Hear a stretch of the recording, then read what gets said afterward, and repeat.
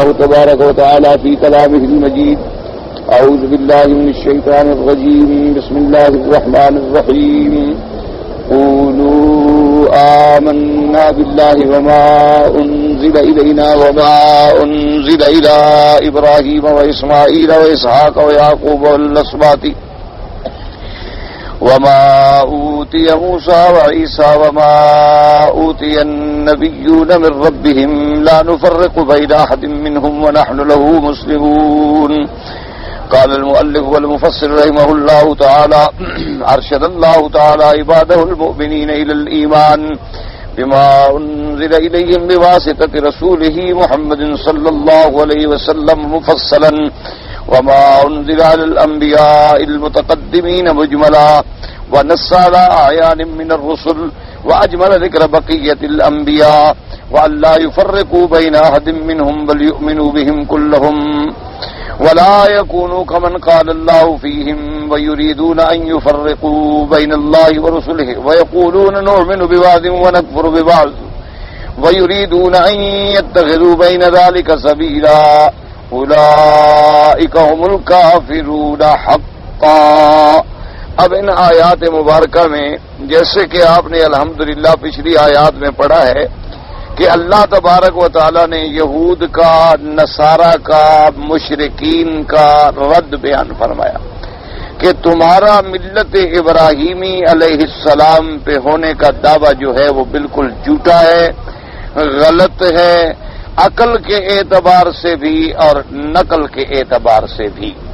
بلکہ جو سچی بات ہے وہ یہ ہے کہ حضرت سیدنا ابراہیم علیہ السلام نے اور اسی طرح حضرت یعقوب علیہ السلام نے بھی جو وصیت کی اپنی اولاد کو، تو وہ وصیت کیا تھی؟ اسی عقیدہ توحید کے بارے میں تھی کہ آپ نے ان سے پوچھا تو انہوں نے اعتراف کیا کہ ہم خالص عبادت کریں گے جو تیرا الہ ہے، تیرے آبا سیدنا ابراہیم، سیدنا اسماعیل، سیدنا اسحاق علیہم الصلاۃ والتسلیم کا الہ ہے، اور الہ واحدہ، اسی کی الوہیت اور اسی کی عبادت میں ہم کسی کو شریک نہیں کریں گے، اور ہم اسی کی اطاعت کرنے والے۔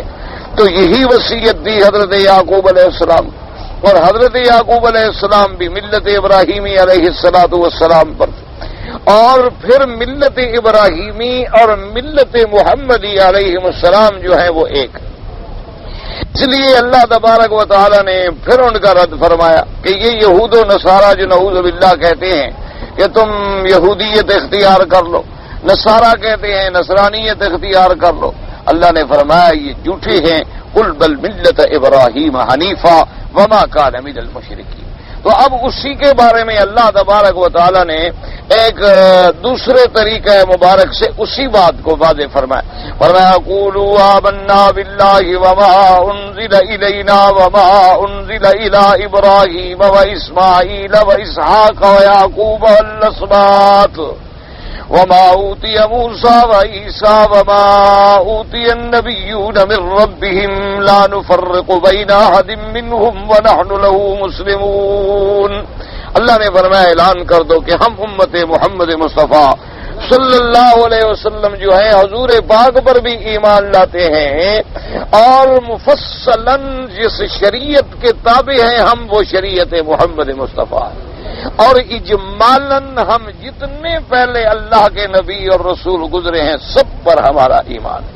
اور یہ ہمارا عقیدہ ہے کہ اللہ تبارک و تعالی نے حضور پاک صلی اللہ علیہ وآلہ آلہ واصحابہ وسلم تسلیما کثیرا کثیرا کی ذات مبارک کو خاتم الانبیاء بنا کے بھیجا کہ آپ پر نبوت جو ہے ختم ہو گئی، اور اب قیامت تک کوئی نبی نہیں ہوگا، کوئی رسول نہیں ہوگا، کوئی شریعت نہیں ہوگی، اب شریعت اسلام ہوگی اور دین اسلام ہوگا اور شریعت محمدیہ علیہ صاحب الصلاۃ والسلام، کیونکہ حضور صلی اللہ علیہ وسلم جیسے قرآن مقدس نے نص قطعی میں بیان فرما دیا کہ ما کان محمد ابا احد من رجالکم ولکن رسول اللہ وخاتم النبیین وکان اللہ بکل شیء علیما. تو اللہ نے فرما دیا کہ میرے رسول پاک حضرت محمد مصطفیٰ جو ہے خاتم النبیین، سب سے آخری نبی. اور اسی طرح یاد رکھیں کیونکہ نبوت جو ہے وہ عام ہے اور رسالت جو ہے وہ خاص ہے، ایک قاعدہ ہے. کیونکہ ہر رسول تو نبی ہوتا ہے لیکن ہر نبی جو ہے وہ رسول نہیں ہوتا.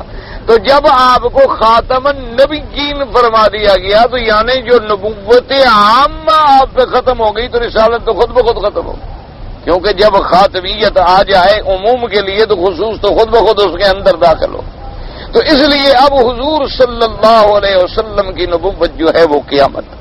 اور اسی طرح یہ بات بھی یاد رکھیں کہ بعض فرقے ضالہ اور بعض گمراہ فرقے جو ہیں وہ بھی یہود و نصارہ سے کوئی کم نہیں ہے، بلکہ اسلام کو نقصان پہنچانے میں تو یہود و نصارہ سے بھی زیادہ ہے. کیوں؟ مثال کے طور پر آپ کو پتا ہے کہ بھئی یہ یہودی ہے، آپ کو پتا ہے یہ نصرانی ہے تو آپ بچتے ہیں. لیکن اب کتنے مسلمان ہیں اللہ معاف فرمائے جو کبھی یہودیوں کی عبادت خانے میں جاتے ہو؟ سوال نہیں پیدا ہوتا.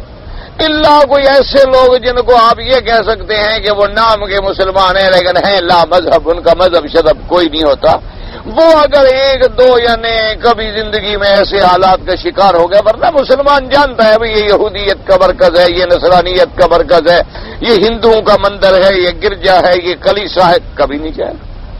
لیکن ان سے سب سے زیادہ نقصان دینے والے وہ فرقے ہیں جو مسلمانوں میں مل کر اسلام کو نقصان پہنچاتے.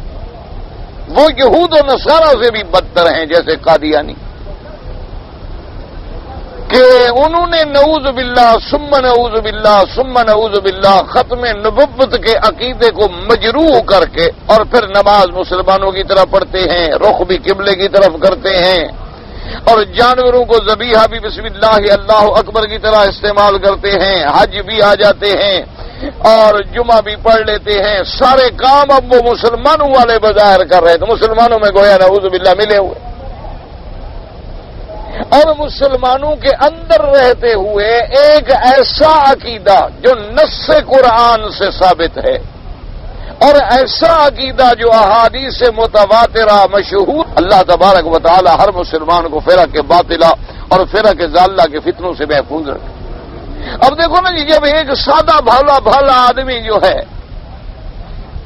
دیکھتا ہے کہ بھی ایک آدمی نماز پڑھ رہا ہے اور روزہ رکھتا ہے اور کلمہ شریف بھی یہی پڑھتا ہے لا الہ الا اللہ محمد الرسول اللہ، اور جمعہ پڑھتا ہے، عیدین کی نماز میں آتا ہے، حج پر بھی چلا جاتا ہے، اور باقاعدہ زکوٰۃ، صدقات، خیرات یہ بھی سارے کرتا ہے. وہ کہتا ہے جی عجیب بات ہے، یہ مولوی کہتے ہیں یہ مسلمان نہیں، کمال کی بات ہے جی،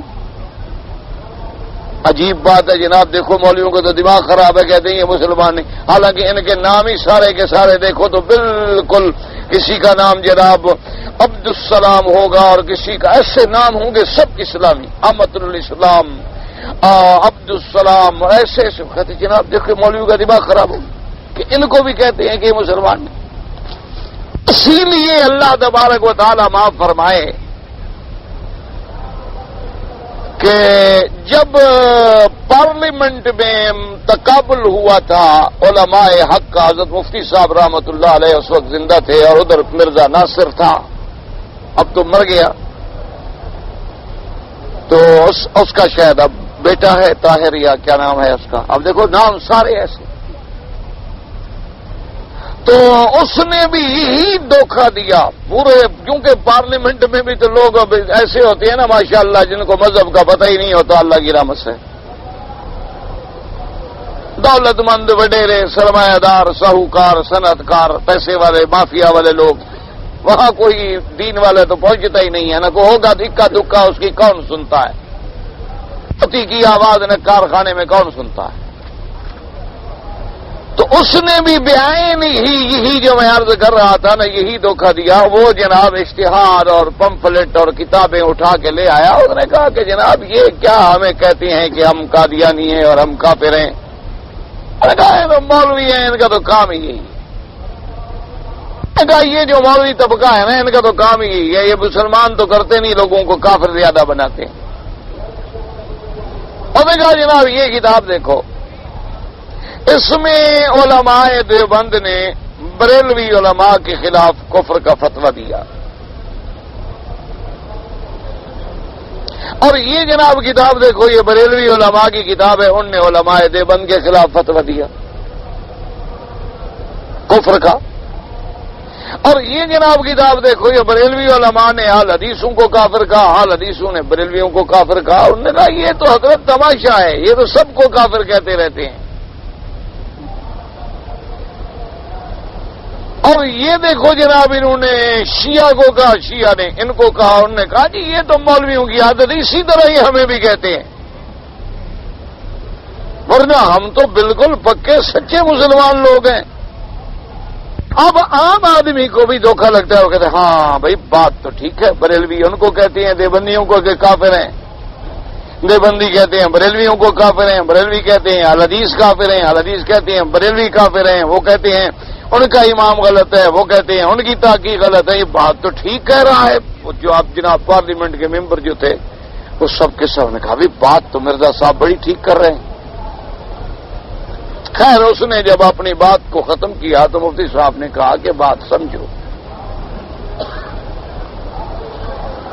انہوں نے فرمایا کہ تم بات سمجھو مرزا صاحب کہ علماء دیوبند نے بریلویوں کو کافر کیوں کہا؟ وجوہ کفر تو لکھے جائیں گے نا کہ کیوں کافر ہیں۔ اس لیے انہوں نے کہا کہ غیر اللہ سے مدد مانگتے ہیں، غیر اللہ کو قبروں پہ سجدہ کرتے ہیں، اللہ کے سوا نبیوں کو اولیاء کو حاضر ناظر مانتے ہیں، اللہ کے سوا غیروں کی مدد کے قائل ہیں، غیروں کے نعرے لگاتے ہیں۔ یہ وجوہ کفر لکھنے کے بعد فتویٰ دیا کہ چونکہ ان کا یہ عقیدہ ہے اس لیے وہ کافر ہیں۔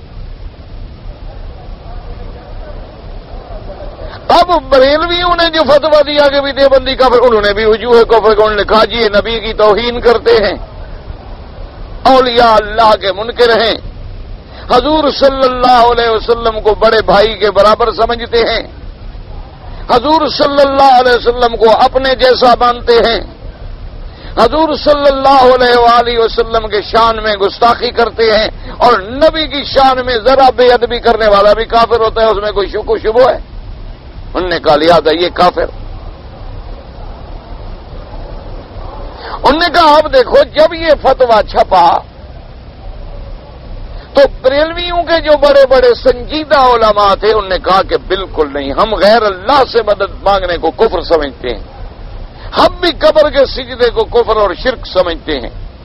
سارے جو لوگ یہ عقیدے رکھتے ہیں وہ یا تو جاہل ہیں یا محبت میں بڑے ہوئے ہیں، ورنہ ہمارا یہ عقیدہ نہیں ہے۔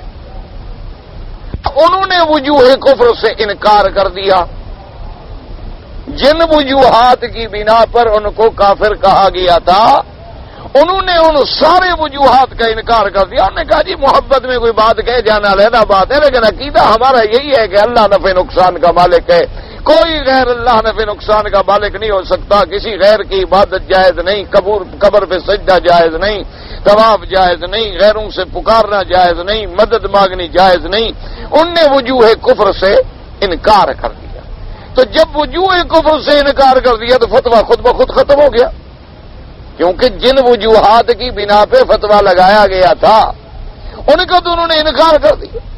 اب علماء دیوبند کے خلاف جب فتویٰ آیا تو انہوں نے کہا کہ بالکل غلط کہتے ہو کہ ہم نبی کی شان میں گستاخی کرتے ہیں، ہم تو نبی کی شان میں گستاخی کرنے والے کو زندیق مانتے ہیں، ہم تو اس کو کافر مانتے ہیں، ہم تو حضور صلی اللہ علیہ وسلم کو تمام مخلوقات کا سردار مانتے ہیں، ہم تو انہیں تمام مخلوقات سے افضل و اعلیٰ مانتے ہیں، ہم تو اللہ کے اولیاء کو مانتے ہیں، ان کی کرامات کو مانتے ہیں، حضور پاک کے معجزات کو مانتے ہیں، اور جو حضور کو بالکل اپنے جیسا یعنی اپنے برابر سمجھ لے مرتبے میں بھی نعوذ باللہ ہم تو اس کو مسلمان بھی نہیں مانتے۔ تو انہوں نے بھی وجوہ کفر سے انکار کر دیا اور فتویٰ ختم ہو گیا۔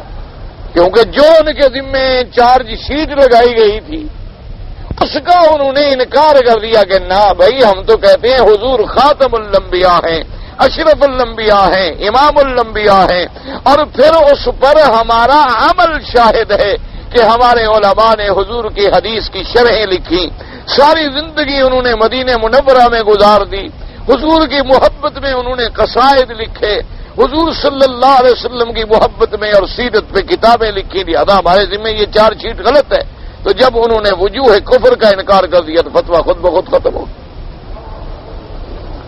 تو اسی لیے مفتی صاحب نے فرمایا کہ اب تم قادیانی ہو، تمہارے ذمے علماء امت اسلام کا چارج شیٹ یہ ہے کہ تم حضور کی نبوت کے بعد مرزا کو نبی مانتے ہو،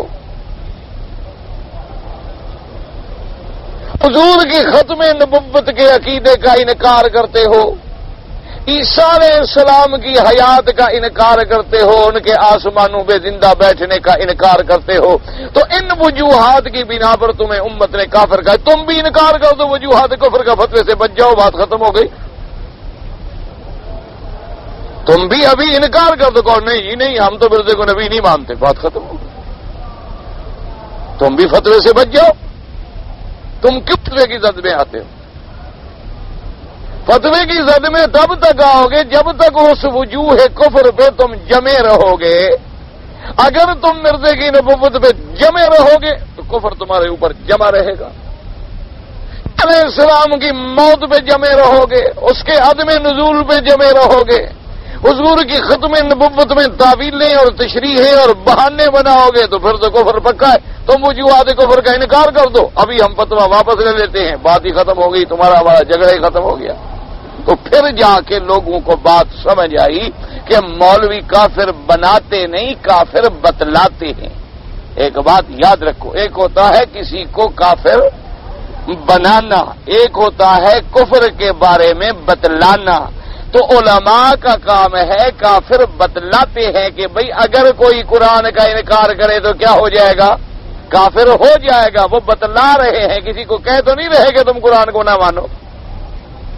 کافر بنانا اور بات ہے، کفر کے بارے میں بتلانا اور بات ہے۔ یہ جاہل دھوکہ دیتا ہے عام لوگوں، دیکھو جی مولوی کافر بناتے ہیں۔ بھئی جو سیدہ عائشہ صدیقہ کی عصمت اور اللہ کے قرآن میں گواہی کے بعد بی بی پہ تہمت لگائے وہ کافر۔ اب جو حضور صلی اللہ علیہ وسلم کی ختم نبوت کے نص سے قطعی عقیدے کا انکار کرے اور تعویلات کرے وہ کافر۔ تو اب مولوی کفر کے بارے میں بتلا رہا ہے، یہ نہیں کہ کسی کو کافر بنا رہا ہے۔ تو اس لیے ہمیشہ سمجھا کریں۔ تو اللہ تبارک و تعالی رحمت فرمائے۔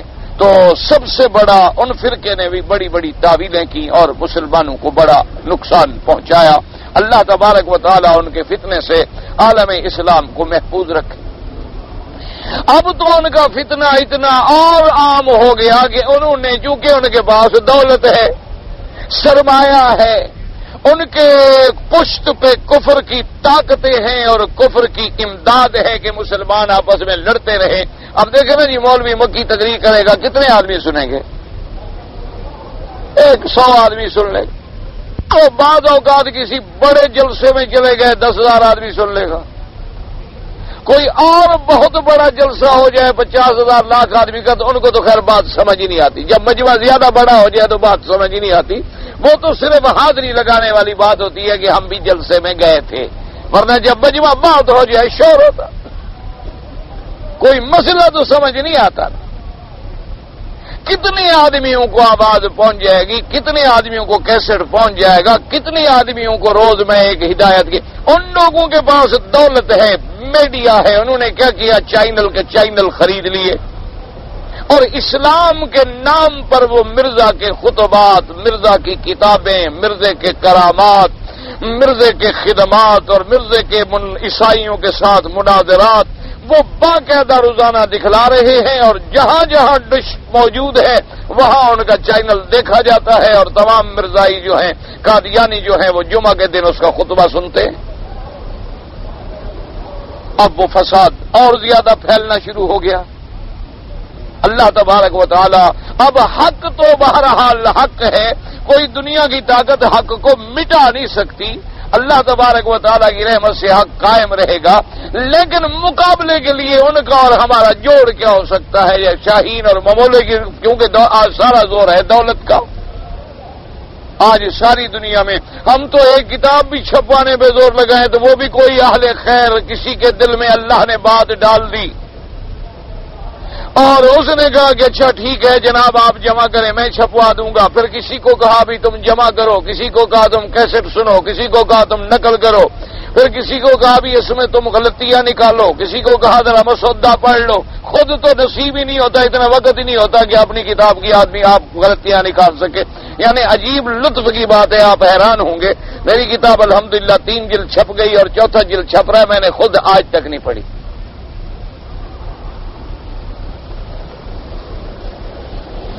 ہے میری کتاب، میں نے خود نہیں پڑھی،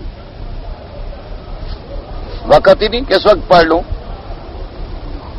اس لیے اس میں بعض باتیں وہ تقریر والی ہوتی ہیں. تقریر میں تو تقریر ہوتی ہے نا، درس علیحدہ بات، تقریر علیحدہ بات ہوتی ہے. اب ٹیپ والا بیچارہ جو ٹیپ سے سنے گا وہ لکھے چلا جاتا ہے. اچھا کچھ لکھنے میں بھی اس سے ایک بات اوپر نیچے ہو جاتی ہے، کہیں ہئی کا نہیں لگ گیا، کہیں نہیں کا ہاں لگ گیا، کہیں اگر کا مگر لگ گیا، کہیں مگر کا اگر لگ گیا، پوری عبارت صفحہ کا صفحہ بدل گیا. تو اس لیے میں عرض کر رہا تھا کہ چونکہ اتفاق سے بات یاد آ گئی تو سمجھو ہم مسلمانوں کا کیا عقیدہ ہے کہ تمام انبیاء برحق، تمام اللہ کے رسول برحق، اللہ کے کروڑوں صلاۃ و سلام ہوں ان پر، ہمارا ان پر اجمالاً ایمان ہے.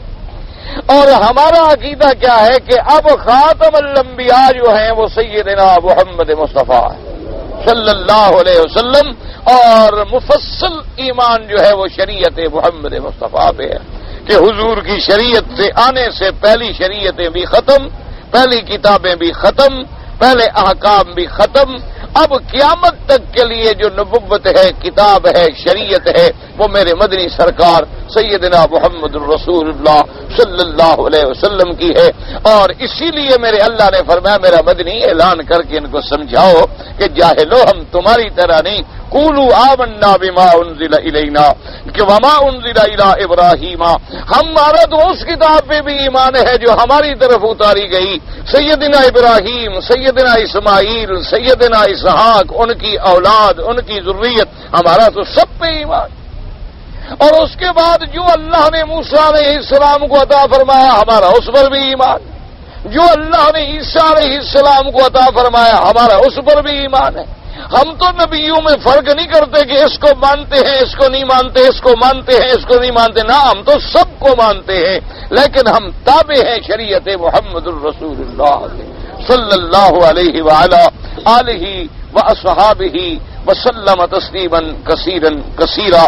اور جہاں لوگ ایک بات یہاں اتفاق سے چونکہ آ گئی ہے تو یاد رکھ لیں کہ خاتم النبیین میں 2 قراتیں ہیں، ایک ہے زبر کے ساتھ، ایک ہے زیر کے ساتھ، خاتم النبیین یا خاتم النبیین، یعنی خاتم یا خاتم. لیکن دونوں میں الحمدللہ معنی نہیں فرق پڑتا. ایک معنی میں ہوتا ہے خاتم معنی مہر. معنی کیا ہوا کہ جیسے ساری درخواست لکھ کے، کتاب لکھ کے، خط لکھ کے، لفافہ بند کر کے، اوپر آپ سیل کر کے مہر لگا دیتے ہیں کہ اب اندر کی چیز باہر نہ آئے اور باہر کی چیز اندر داخل نہ ہو سکے، نہ زیادتی ہو نہ نقصان ہو. اگر خاتم کا معنی مہر میں بھی لیا جائے تو کیا معنی ہوا کہ حضور انبیاء اور نبوت پہ مہر ہے، اب مہر لگ گئی، بس اب اس کے بعد نہ کوئی چیز داخل ہوگی، نہ کوئی چیز زیادہ ہوگی، نہ کم ہو. یہ معنی نہیں ہوتا کہ حضور جس کو مہر لگا دیں، یہ تو پھر قرآن میں معنی میں زیادتی ہے. لفظ تو خاتم ہے صرف. اگر خاتم بے معنی مہر بھی لیا جائے، یاد رکھو تو معنی کیا ہوگا کہ حضور صلی اللہ علیہ وسلم گویا انبیاء پر مہر ہیں. اس لیے حضور صلی اللہ علیہ وسلم نے، اور اگر خاتم لیا جائے تو معنی کیا ہوگا کہ آخری نبی ہے. اور یہ ترجمہ بھی قرآن مقدس کے الفاظ پاک کا میرے مدنی سرکار نے خود فرما دیا.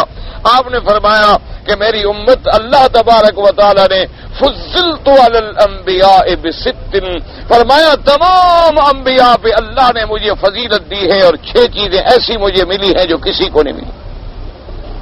اوتیت جوامع الکلم، فرمایا اللہ نے مجھے جوامع الکلم عطا فرمایا، ایسے کلمات عطا فرمائے کہ لفظ تھوڑے ہیں اور معنی اس کے اندر سمندر بہ رہے۔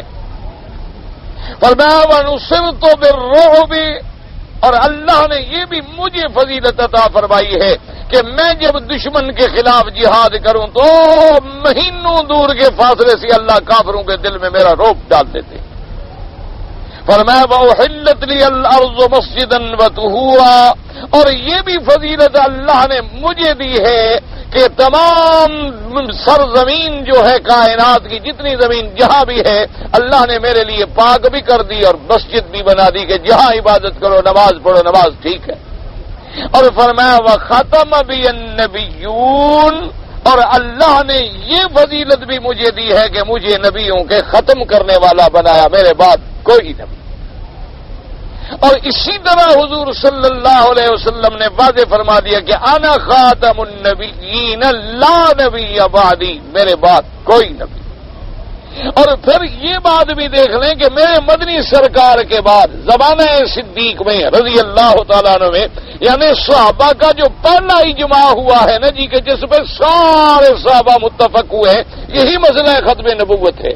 سب سے پہلا اجماع اسی پہ ہوا۔ حضرت صدیق نے حکم دیا کہ مسلمہ کذاب کا مقابلہ کیا جائے، جس نے جھوٹا دعوی نبوت کیا ہے، تو سیدنا صدیق رضی اللہ تعالیٰ عنہ نے اس مرتد کے خلاف جہاد کیا، لڑائی لڑی اور اس فتنے کو ہمیشہ کے لیے ختم کیا۔ تو اب مانا کیا ہوا کہ قرآن میں جو لفظ ہے، میرے مدنی پاک نے جو وضاحت فرمائی ہے، لاکھوں صحابہ نے بھی اسی وضاحت پہ ایمان اور عقیدہ رکھتے ہوئے ہر مدعی نبوت کے ساتھ جہاد کا حکم دیا کہ جو بھی جھوٹا نبوت کا دعویٰ کرے گا اس کا علاج اب تلوار کے سوا کوئی نہیں۔ اور اسی طرح ایک بات یاد رکھ لیں کہ ایک معنی میں خاتم کے معنی میں آتا ہے یعنی جس پہ کمالات کی انتہا ہو جائے۔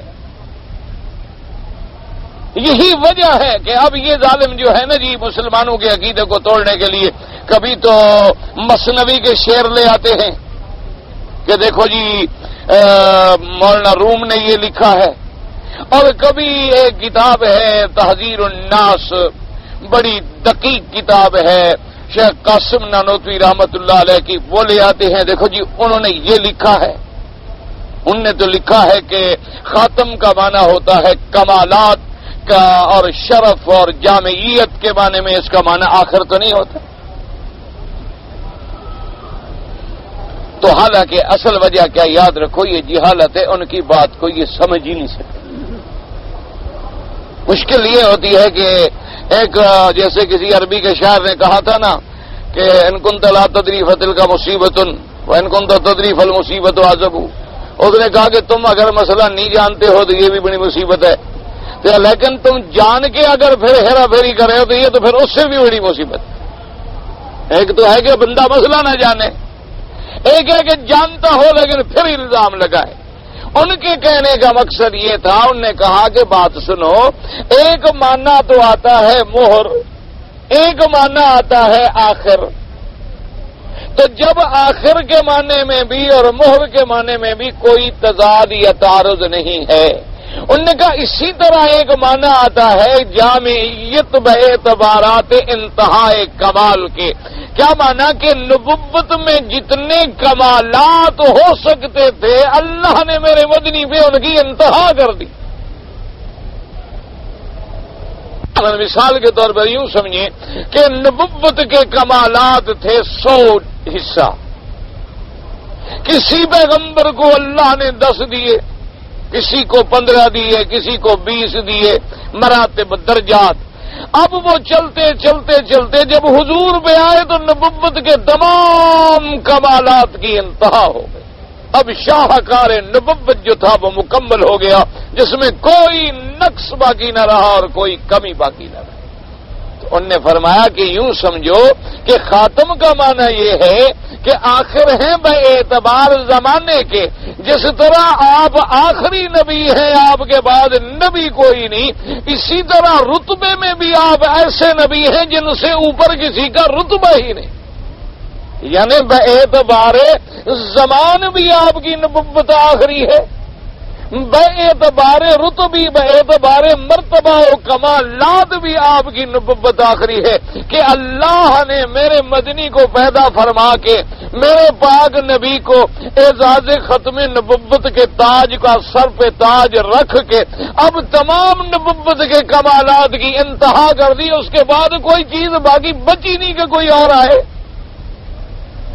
کا مقصد یہ تھا، اور انہوں نے یہ سمجھا کہ وہ رتبی ختم نبوت کا معنی کر کے شاید آخری نبوت کا نعوذ باللہ اس کے اندر کوئی تحرک غلط۔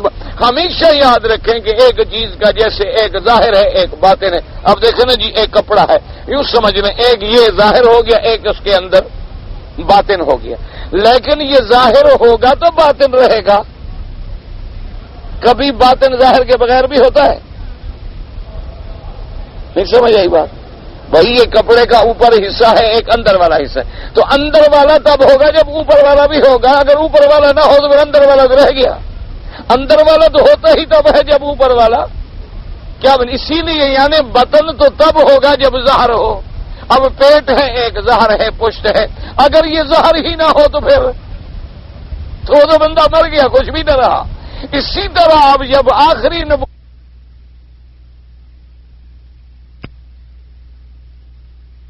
تو آپ قائم رکھیں گے، اگر ظاہر والا معنی ہی آپ اڑا دیں تو پھر اندر والا معنی تو رہا ہی نہیں۔ اس لیے بعض اوقات لوگوں کو سمجھ نہیں ہوتی تو پھر اللہ تبارک و تعالیٰ معاف کرے۔ جیسے حضور پاک صلی اللہ علیہ وسلم نے ارشاد فرمایا کہ خواب جو ہے یہ بھی 24ویں جز ہے نبوت کی، حدیث مبارک میں آ گیا کہ خواب جو ہے الرؤیا، فرمایا یہ جو ہے یہ 24واں جز ہے نبوت کا۔ تو قادیانی نے یہ بھی بہانہ بنایا کہ دیکھو جی خواب باقی ہے کہ نہیں، تو لہذا نبوت باقی ہے۔ یہ بھی کیا تھا، ایک دھوکھا تھا، یاد رکھو۔ دیکھو نا جی، مثلا یہ ہاتھ بندے کی جز ہے، ٹانگ جز ہے، آنکھ جز ہے، اور اچھا اگر ہاتھ کاٹ کے کہیں ڈال دو تو کہو گے ہاتھ پڑا ہے، یہ نہیں کہو گے کہ بندہ پڑا ہے۔ ایک جز ملے تو اس جز سے کبھی یہ نہیں ہوتا کہ اسے پورے یہ کہو گے کہ بندے کا ہاتھ ہے، لیکن یہ نہیں کہو گے کہ یہ بندہ ہے، چونکہ جز جو ایک پڑی ہے۔ پہلے انبیاء علیہم السلام کو نبوت ملنے سے پہلے اللہ خواب دکھلاتے ہیں، تو وہ خواب رحمانی جو ہے تو گویا وہ بھی انبیاء کے لیے ایک مقام ہے۔ تو اب اللہ نے جو خواب باقی رکھے مومنین متقین کے، تو گویا وہ انبیاء علیہم السلام کی ان صفتوں میں سے اس ایک جز کو باقی رکھا گیا۔ یہ تو نہیں کہ ایک جز ہو تو لہذا نبی بن گیا، وہ ایک جز والا نبی بن جائے۔ تم ایک آنکھ نہ ہو تو کانا کہتے ہو، دونوں نہ ہوں تو اندھا کہتے ہو، ٹانگیں نہ ہوں تو لنگڑا کہتے ہو، یہاں ایک جز والے کو نبی مان لو گے؟ یہ کیا ہے؟ یہ ایک دھوکھا ہوتا ہے۔ اللہ تبارک و تعالی معاف کرے مسلمانوں کے عقیدے میں دھوکے ڈالنے کا اور فتنے ڈالنے کا اور مسلمانوں کو اپنے راستے سے ہٹانے کا اور بہکانے کا۔ اللہ تبارک و تعالی آپ کو بھی، مجھے بھی اور ہر مسلمان کو محفوظ فرمائے۔ اب دیکھیں، اسی لیے مفسر نے فرمایا کہ ارشد اللہ تعالی عبادہ المؤمنین، اللہ نے ہدایت کی اپنے ایمان والے بندوں کو، کیا؟ بما انزل الیہم بواسطۃ رسولہ محمد صلی اللہ علیہ وسلم، جو اللہ نے قرآن اتارا حضور پاک صلی اللہ علیہ وسلم کے ذریعے مفصلا، وما انزل علی الانبیاء المتقدمین مجملا، اور جو پہلے انبیاء علیہم السلام پہ اللہ نے کتابیں اتاری ان پر ہمارا اجمالی ایمان ہے کہ جو اللہ نے اتاری برحق بس ہمارا ایمان ہے۔ ونزل آیات من الرسل، اللہ نے بعض پیغمبروں کا تو یہاں ذکر فرما دیا ہے، اور بعض پیغمبروں کا اللہ تبارک و تعالی نے اجمالاً ذکر کر دیا ہے، یعنی جیسے فرمایا وما انزل الی ابراہیم و اسماعیل و اسحاق و یعقوب والاسباط، اب اسباط میں سب ذریت آ گئی. اور اس کے بعد فرما دیا وما اوتی موسیٰ و عیسیٰ وان لم يفرقوا بین احد منهم، تاکہ ہم جو ہے کسی پیغمبر میں تفریق نہ کریں، بل یؤمنوا بهم کلهم، ہمارا ایمان تمام نبیوں پہ ہے. ولا یکونوا کمن قال اللہ فیہم، تم ایسے نہ بنو جیسے کہ اللہ نے فرمایا پہلے لوگ جو گزرے وہ کیا کہتے تھے، وَيُرِيدُونَ أَن يُفَرِّقُوا بَيْنَ اللَّهِ وَرُسُلِهِ، وہ لوگ تفریق کرتے تھے اللہ تبارک و تعالی اور رسول کے درمیان میں. وَيَقُولُونَ نُؤْمِنُ بِبَعْضٍ وَنَكْفُرُ بِبَعْضٍ، اور وہ کیا کہتے تھے کہ ہم ایمان لائے، بعض پر ایمان لائے اور بعض پہ کفر کیا. وَيُرِيدُونَ أَن يَتَّخِذُوا بَيْنَ ذَلِكَ سَبِيلًا، اور چاہتے تھے کہ کوئی درمیانی راہ نکال لیں، اس کو مانے اس کو نہ مانے، اس کو مانے اس کو نہ مانے. فرمایا اولئک هم الکافرون حقا، فرمایا یہی لوگ ہیں جو پکے کفر پہ ہیں، پکے کافر ہیں جن کے کفر میں کوئی شک نہیں. اب دیکھو نا جی، بعض ہمارے اسی آیت سے بھی دھوکہ دیتے، کہتے ہیں دیکھو جی وَيُرِيدُونَ أَن يُفَرِّقُوا بَيْنَ اللَّهِ وَرُسُلِهِ، کہ وہ اللہ اور اللہ کے رسولوں کے درمیان میں تفریق کرتے ہیں تو کافر ہیں. اللہ اور اللہ کے رسولوں کے درمیان میں تفریق کرتے ہیں، تفریق ماننا جدائی کرتے ہیں تو کافر کا. دیکھو جی یہی تو ہم کہتے ہیں کہ نبی خدا ایک کوئی ہے، یہی تو ہم کہتے ہیں نا کہ نیچے ہے تو احمد ہے اور اوپر ہے تو آد ہے تو خود ہی ہے، کہ ان میں علیحدہ تو نہ کرو، نا علیحدہ کرو گے تو کافر بن جاؤ گے. وہ اسی اللہ کے قرآن کی آیات کو اب دیکھو کیسے تحریف کرتے ہیں، اللہ معاف کرے. حالانکہ قرآن نے اپنا ترجمہ خود کر دیا، یہ قاعدہ ہوتا ہے قرآن جہاں بیان کرے آگے تفسیر موجود. وَيُرِيدُونَ أَن يُفَرِّقُوا بَيْنَ اللَّهِ وَرُسُلِهِ، وہ تفریق ہے کیا؟ وَيَقُولُونَ نُؤْمِنُ بِبَعْضٍ وَنَكْفُرُ بِبَعْضٍ، وہ یہ کہتی ہیں ہم ان پر تو ایمان لاتے ہیں، ان پہ ایمان نہیں لے آتے. یہ تفریق ہے کہ اللہ کے کسی رسول کو ماننے اور کسی کو نہ ماننے. جیسے یہودی کہتے ہیں موسیٰ علیہ السلام کو مانتے ہیں لیکن حضرت محمد مصطفیٰ کو نہیں مانتے. عیسائی کہتے ہیں ہم عیسیٰ علیہ السلام کو مانتے ہیں، حضرت محمد مصطفیٰ صلی اللہ علیہ وسلم کو نہیں مانتے. یہ تفریق ہے، یہ مانا نہیں کہ نبی اور خدا ایک ہوتا ہے، ان کو علیحدہ نہ کرو. اللہ تبارک و تعالی رحمت فرمائے، چونکہ باطل تو پھر ہر جگہ تماشے بناتا ہے نا جی. فرماتے ہیں فضل وقال البخاری رحمہ اللہ تعالی حدثنا محمد بن بشار قال اخبرنا عثمان بن عمر قال اخبرنا علي بن المبارك عن يحيى بن ابي كثير عن ابي سلمة بن عبد الرحمن عن ابي هريرة رضي الله تعالى عنه قال كان اهل الكتاب يقرؤون التوراة بالعبرانية ويفسرونها بالعربية لأهل الإسلام فقال رسول الله صلى الله عليه وسلم لا تصدقوا اهل الكتاب ولا تكذبوهم وقولوا آمنا بالله وما انزل الله. اب مفسر رحمۃ اللہ علیہ فرماتے ہیں امام بخاری رحمۃ اللہ علیہ نے یہ حدیث مبارک ذکر کی ہے نبی حریرہ رضی اللہ تعالی عنہ، انہوں نے فرمایا کہ اہل کتاب جو تھے یعنی یہودی اور نصرانی یقرؤون التوراۃ، تورات کو عبرانی لغت میں پڑھتے تھے چونکہ تورات عبرانی میں نازل ہوئی تھی. وَيُفَسِّرُونَهَا بِالْعَرَبِيَّةِ لِأَهْلِ الْإِسْلَامِ، تورات کی عبارت پڑھتے عبرانی میں اور پھر ترجمہ کرتے اس کا عربی میں. اب ترجمہ کرنے والے وہی یہودی، تو اس لیے حضور نے فرمایا لا تصدقوا اہل الکتاب ولا تکذبوہم، نہ تو ان کی بات کو سچا سمجھو نہ ان کو جھوٹا جانو. کیوں؟ پتہ نہیں وہ تورات پڑھے اور ہم کہہ رہے ہیں کہ نہیں مانتے ہم، نہ بلکہ یہ کہو قولوا آمنا باللہ وما انزل اللہ، ہمارا اللہ پر ایمان ہے اور اللہ نے جو اتارا ہے اس پر ہمارا ایمان ہے. اگر تورات میں بات اللہ نے اتاری ہے اور وہ تم ٹھیک پڑھ رہے ہو تو ہمارا ایمان ہے. اگر تم ترجمہ غلط کر رہے ہو تو اس کا مطلب ہے کہ اللہ نے پھر یہ نہیں اتارا. تو حضور صلی اللہ علیہ وسلم نے ایک بات ہمیں سمجھا دی کہ اگر کوئی اہل کتاب آج بھی تمہارے سامنے کوئی عبارت پیش کرے تو بھی ہمارا تو اس پہ ایمان ہے جو اللہ نے اتارا. اب چونکہ عبرانی زبان ہے ہم جانتے نہیں، اور پھر جو موجود ہے تورات پتہ نہیں وہ کس حد تک صحیح ہے اور کتنی تم نے بدل ڈالی ہے، کیونکہ یحرفون الکلم عن مواضعہ، ان کی تو عادت تھی تعریف کرنے کی.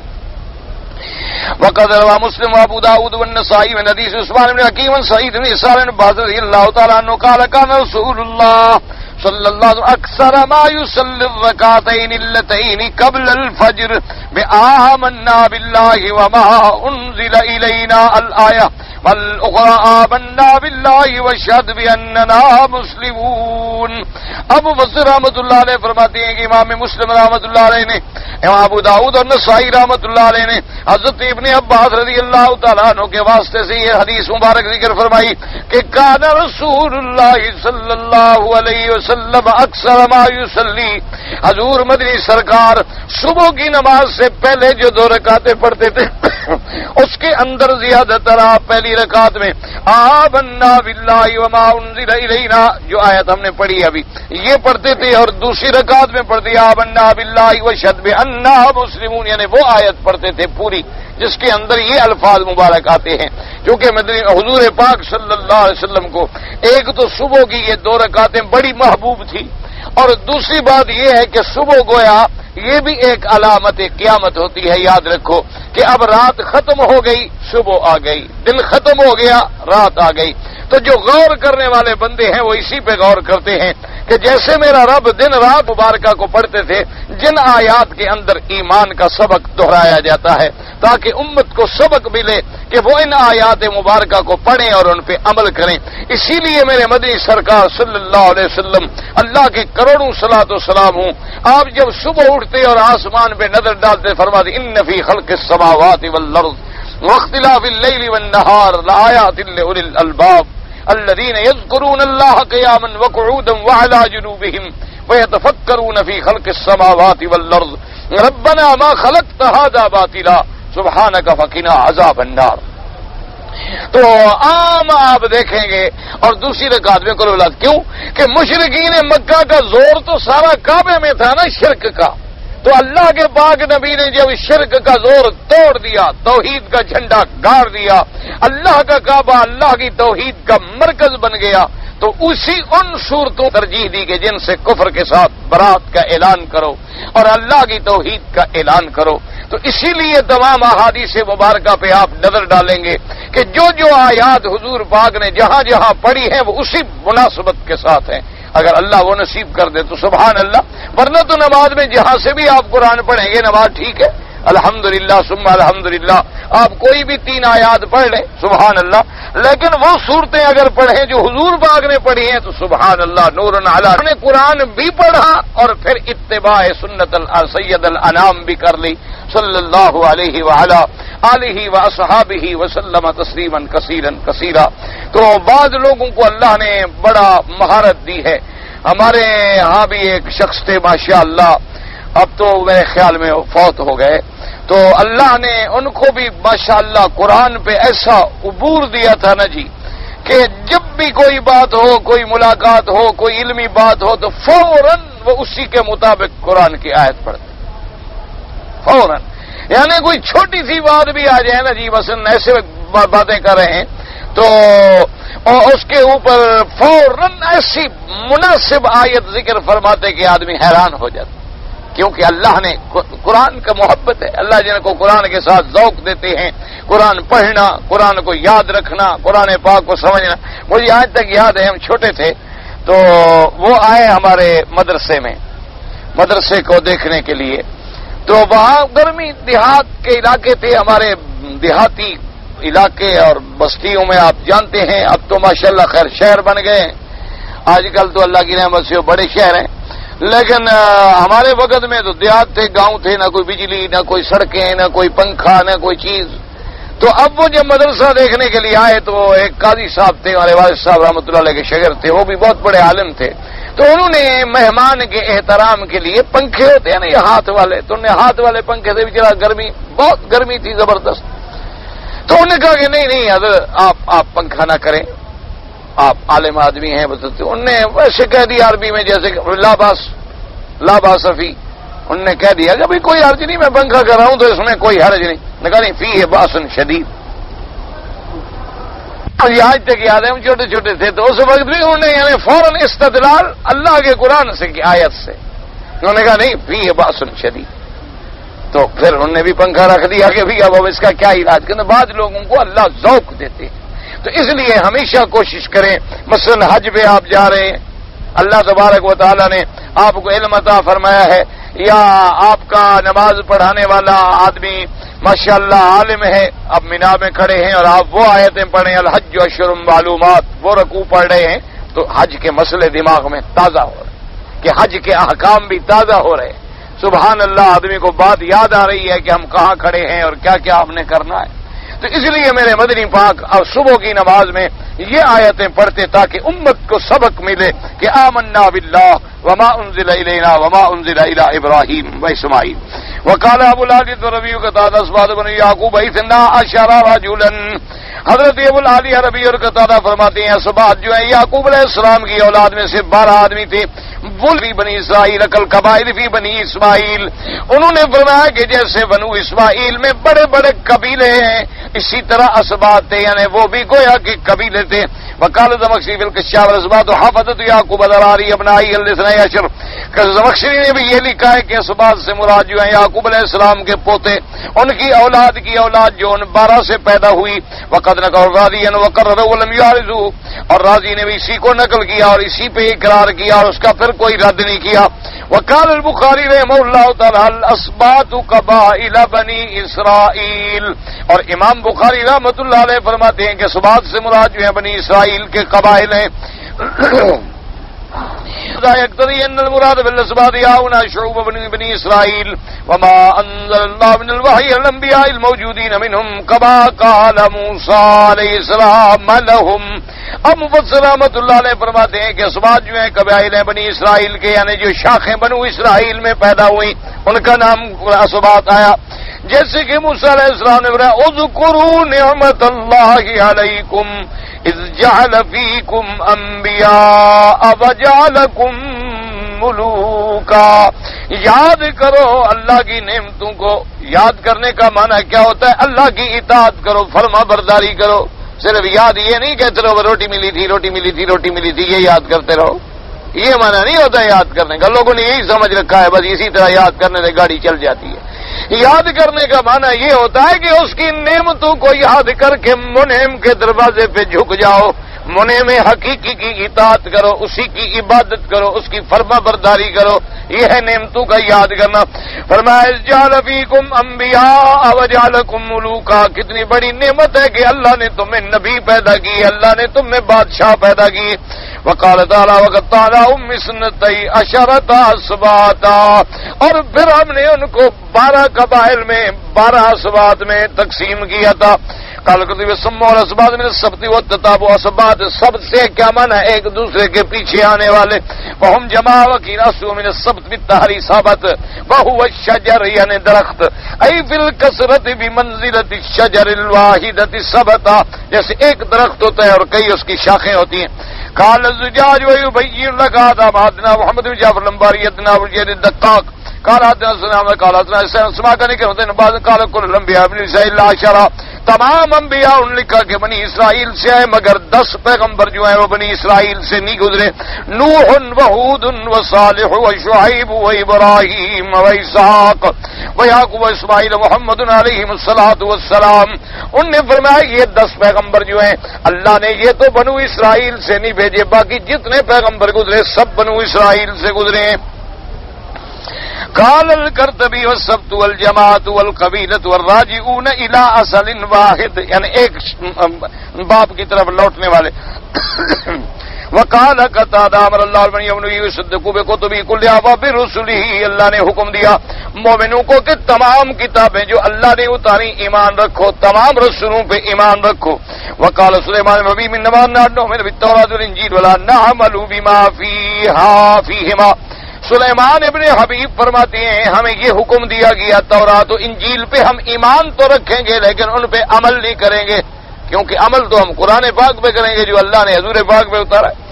وقال النبي قال اخبرنا محمد بن السوري قال اخبرنا محمد قال اخبرنا عبد الله بن ابي حميد بن المليح ان ما كلم الانصار قال قال رسول الله امنوا بالتوراة والزبور والانجيل وليساكم القرآن، کہ تورات و زبور اور انجیل پہ بھی ایمان رکھو، اور سب سے تمہیں کفایت جو ہے وہ اللہ کا قرآن فرمانے والا ہے۔ اللہ تبارک و تعالیٰ کا قرآن جو ہے اب ہمارا سب چیزوں کے لیے کافی ہے قیامت تک کے لیے۔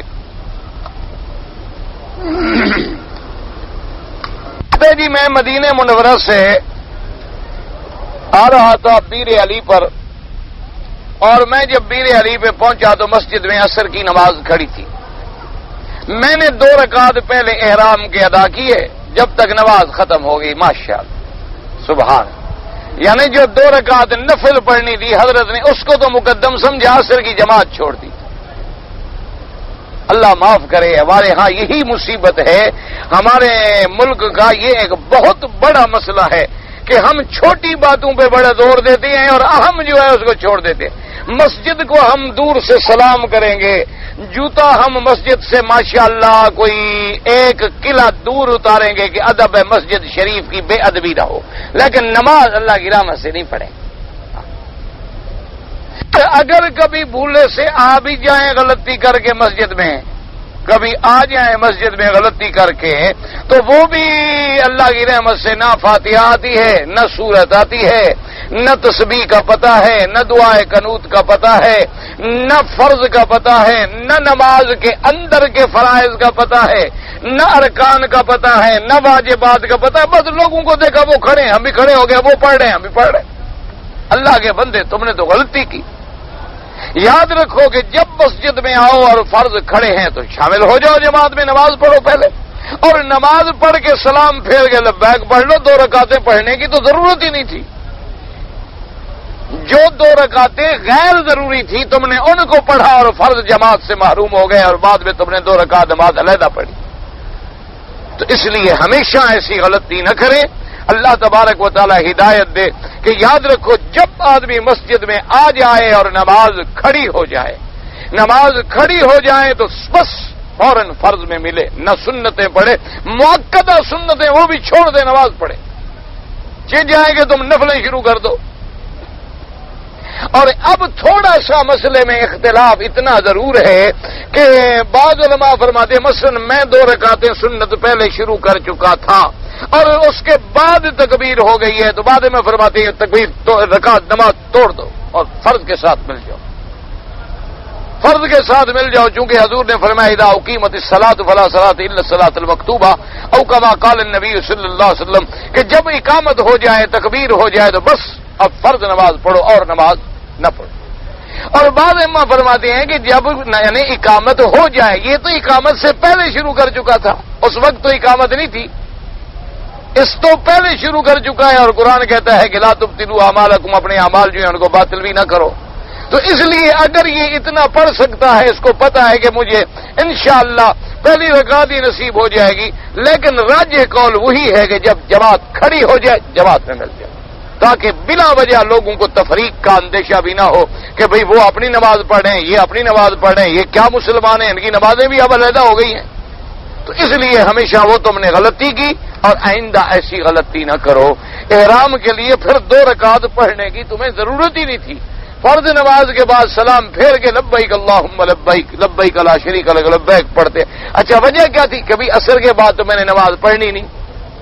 وہ دماغ میں مسئلہ کھڑا تھا نا کہ عصر کے بعد تو میں نے نماز پڑھنی نہیں ہے. ٹھیک ہے، وہ حدیث ہے، ہمارا ایمان ہے، ہمارا ایمان ہے. حضور پاک صلی اللہ علیہ وسلم فرمان ہے کہ عصر کے بعد نہ پڑھو جب تک کہ سورج نہ ڈوب جائے. چلو حرم میں تو اجازت کا مسئلہ ہے، باہر تو کسی کے نزدیک بھی اجازت نہیں ہے، باہر تو کسی کے نزدیک بھی. وہ دماغ میں کھڑا تھا، لیکن یہ دماغ میں بھول گیا جو فرض جو کھڑے ہیں میں فرض کے بعد بھی احرام کی نیت کر سکتا ہوں. امام کو رکوع سے اٹھنے کے بعد جب وہ کہتا ہے سمع اللہ لمن حمدہ تو ربنا لک الحمد بھی کہے. بالکل کہے، کیوں نہ کہے. امام کو کوئی منع ہے؟ امام کے لیے کوئی منع نہیں، لیکن یہ ہے کہ وظیفہ یہ ہے کہ امام سمع اللہ لمن حمدہ کہے اور مقتدی ربنا لک الحمد حمدا کثیرا طیبا مبارکا کما یحب ربنا ویرضا. کم از کم اتنا تو یاد رکھ لو تاکہ آدمی کمر بھی سیدھی رہے، اور پھر جب تک امام نہ جھکے تم نے نہیں جھکنا ہے. میری والدہ بیمار ہیں، اللہ تمام بیماروں کو شفا دے. فاطر السماوات والارض، یہ قرآنی دعا مناجات وغیرہ میں پڑھ سکتا ہے. انت ولی فی الدنیا، ہاں بطور دعا پڑھو انت ولی فی الدنیا والآخرہ توفنی مسلما والحقنی بالصالحین. بالکل جتنی قرآن میں دعائیں ہیں وہ ضرور پڑھا کرو. ایک مولوی بشیر احمد صاحب تھے جو بیچارے درس میں بیٹھتے تھے، انتقال ہو گیا، اللہ مغفرت فرمائے. اللہ ان کو جنت الفردوس نصیب کرے، اور ہم جتنا زندہ ہیں اللہ ہدایت پہ رکھے اور ہدایت پہ موت نصیب کرے۔ کہتے ہیں جی وکلا ہماری عدالتوں میں ججز کو مائی لارڈ کہتے ہیں، یہ جائز ہے؟ میرے نزدیک تو سارا قانون ہی جائز نہیں، تم صرف مائی لارڈ کیوں پوچھ رہے ہو؟ لارڈ مکالے کے سارے قانون کو میں نہیں مانتا، تو صرف ایک لفظ مائی لارڈ کو میں کیوں مانوں؟ میں تو اس کے پورے قانون کا مخالف ہوں، میں تو صرف وہ قانون مانتا ہوں جو میرے مدنی سرکار نے بھیجا، حضور صلی اللہ علیہ وسلم۔ لہذا یہ لفظ تو جب سارا غلط ہے تو ایک کیا قصہ رہا باقی؟ قمری سال کیا ہوتا ہے؟ چاند کے حساب سے قمری ہوتا ہے، سورج کے حساب سے شمسی ہوتا ہے۔ اہل احرام کے آئے انڈیا سے، ان کو عمرہ بھی قضا کریں، دم بھی دیں، چاہے نوکری کے لیے آئے کسی کے لیے آئے، حنفی مسلک پہ ان کے لیے عمرہ بھی قضا ہے، دم بھی ہے۔ باقی ائمہ فرماتے ہیں اگر عمرے کی نیت نہیں تھی تو نہیں تھی۔ جو جواب پہلے سے ہو گیا تو اس کا پھر روز تو میں نہ دیتا رہوں۔ قرآن میں اولو العزم من الرسل موجود ہیں، تم نہ پڑھو 5 نام، تو میں کیا کروں آخر؟ میرا لڑکا امتحان میں، اللہ ہر بچے کو امتحان میں کامیاب فرمائے، والدین کا فرما بردار بنائے۔ کہتے جی کہ سورۃ الرحمن کی آیت میں فَبِأَيِّ آلَاءِ رَبِّكُمَا تُكَذِّبَانِ لَا نُكَذِّبُ بِنِعَمِ رَبِّنَا بِنِعَمِ رَبِّنَا، تو ہر آیت کے ساتھ ہاں بالکل جب آیت آئے پڑھے یا نہ پڑھے تو دل میں یہ تصور رکھے مولا ہم تیری کسی نعمت کی تکذیب نہیں کرتے، ہم تیری نعمتوں کے ماننے والے ہیں، ہم شکر کرنے والے۔ ویسے افضل یہی ہوتا ہے جیسے آ گیا مثلا سبح اسم ربک الاعلی، تو آدمی نے کہہ دیا سبحان ربی الاعلی، سبح اسم ربک العظیم تو کہہ دیا سبحان ربی العظیم۔ کوئی آیت رحمت آ گئی تو اللہ سے رحمت مانگ لی، عذاب کی آیت آ گئی تو عذاب سے پناہ مانگ لی۔ یہ جو طریقہ ہے وہ صحیح یہی ہے، لیکن اگر ہر دفعہ زبان سے نہ بھی کہے تو دل میں یہ یقین ہو کہ مولا ہم تیری کسی نماز کی نعمت کی انکاری نہیں ہے۔ تلاوت کے دوران ایک بار اگلی آیت پڑھنے کے بسم اللہ بس ابتدا میں جب پڑھ لی، یہ نہیں کہ ہر آیت پر بسم اللہ پڑھو۔ جی کہ نماز جنازہ میں کسی کا ثنا اور درود چھوٹ گیا ہو تو کیا کرے؟ بس جب امام سلام پھیرے وہ تکبیریں پوری کر لے، کوئی اب اور کچھ بھی نہ کرے، صرف تکبیریں پوری کر لے، بات ختم ہو گئی۔ وتر کی تیسری رکعت میں یہاں جو ہاتھ اٹھاتے ہیں وہ بھی ٹھیک ہے، جو نہ اٹھائیں وہ بھی ٹھیک ہے، دونوں حدیث میں موجود ہیں، کوئی جھگڑنے والی بات ہے نہیں۔ جھگڑے والے مولوی اور بہت ہیں، میں تو سلو والا مولوی ہوں، میں تو بابا کسی سے نہیں لڑتا۔ جو ہاتھ اٹھاتے ہیں الحمدللہ، جو نہیں اٹھاتے الحمدللہ، کیونکہ احادیث مبارک میں جس چیز میں مسئلے میں وسعت ہو، جس مسئلے میں گنجائش ہو، جس مسئلے میں 2 حدیثیں مبارک ملتی ہوں، اگر آدمی کا کسی حدیث رسول پر بھی عمل ہے تو الحمدللہ ثم الحمدللہ۔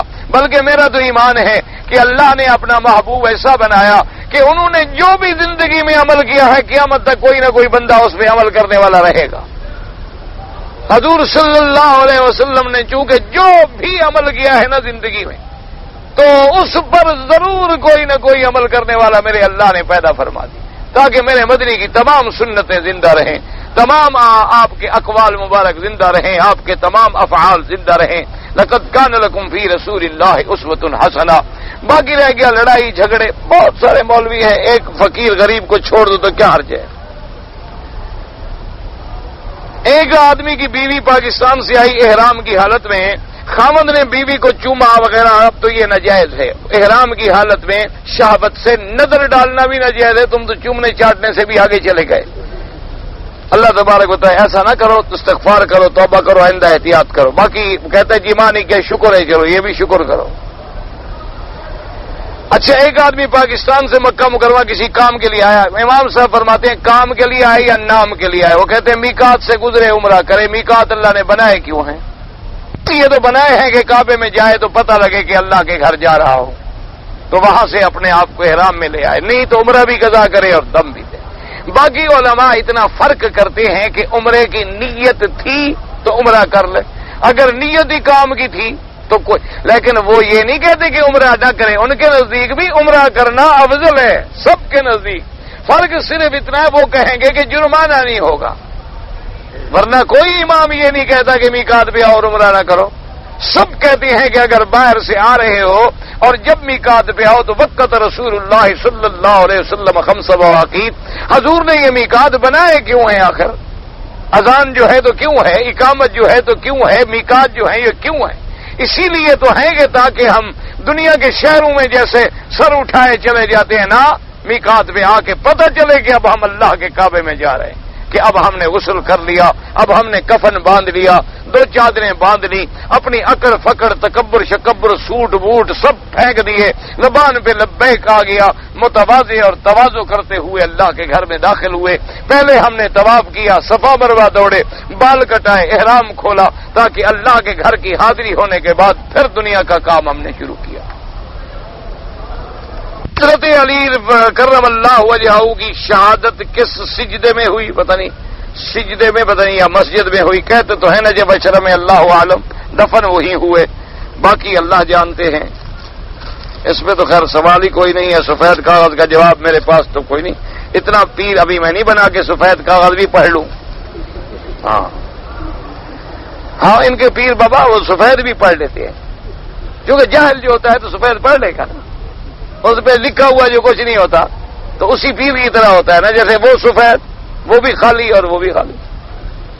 اچھا جی، یہ حرم شریف میں میت آتی ہے، بچوں کی میت آتی ہے، تو ہم دونوں کی جنازے کی نماز کس طرح کریں؟ کس طرح کرو جس طرح نماز جنازہ پڑھتے ہو اللہ کے بندے، بس 10 آئیں 2 آئیں بچہ ہے 7 ہے، بس جو دعا آپ نے پڑھی ہے وہ سب کے لیے کافی ہو جاتی۔ جو حضور پاک نے ہمیں دعا ہی ایسی سکھلائی ہے کہ اللہم اغفر لحینا و میتنا و شاہدنا و غائبنا و ذکرنا و انسا، تو سارے تو آ گئے اس میں، تو باقی کون رہ گیا؟ وہ تو ہے کہ اللہ مجعلنا ذکرن و شافیا و مشفعا، اگر یعنی موقع ملے اور ہمیں پتا ہے اگر بچہ ہے تو پڑھ لے، ورنہ یہی دعا جو ہے جامع دعا ہے، سب کے لیے کافی ہو جاتی ہے۔ واللہ تعالی عالم علمہ اتم۔ اللہم صلی علی سیدنا محمد وعلی آل سیدنا محمد وبارک وسلم۔ یا الہ العالمین، عالم اسلام پہ اپنی رحمت نازل فرما۔ یا الہ العالمین، عالم اسلام کی عزت اور غلبے کا فیصلہ فرما۔ یا الہ العالمین، کفر کی ذلت کا فیصلہ فرما۔ یا الہ العالمین، عالم اسلام میں توحید کا عقیدہ رائج فرما۔ یا اللہ ہدایت کی فضا پیدا فرما۔ یا اللہ ہدایت کی ہوا پیدا فرما۔ یا اللہ پوری دنیا کے اندر جوڑ پیدا فرما دے۔ یا اللہ پوری دنیا کے مسلمانوں کے دلوں کو آپس میں متحد فرما دے۔ یا الہ العالمین، سب کو دین کی دعوت پہ لگا دے۔ یا الہ العالمین، سب کو دین پھیلانے پہ لگا دے۔ یا اللہ سب کو امر بالمعروف نہی عن المنکر اور تبلیغ کے کام کی ہمت و توفیق عطا فرما دے۔ یا الہ العالمین، بیماروں کو شفا عطا فرما۔ یا اللہ بے حیاؤں کو حیا عطا فرما۔ یا اللہ بے دینوں کو دین عطا فرما، بے اولادوں کو اولاد عطا فرما، قرض داروں کے قرض عطا فرما، جن کا رزق تنگ ہے ان کے رزق میں برکتیں عطا فرما۔ یا اللہ مجاہدین کشمیر کی قدم قدم پہ نصرت فرما۔ یا اللہ اپنے شان کن فیکون کا اظہار فرما۔ یا اللہ وہاں ہندو اور کفر کی قوت کو ہمیشہ کے لیے نیست و نابود فرما۔ یا اللہ افغانستان کے مجاہدین کو اتحاد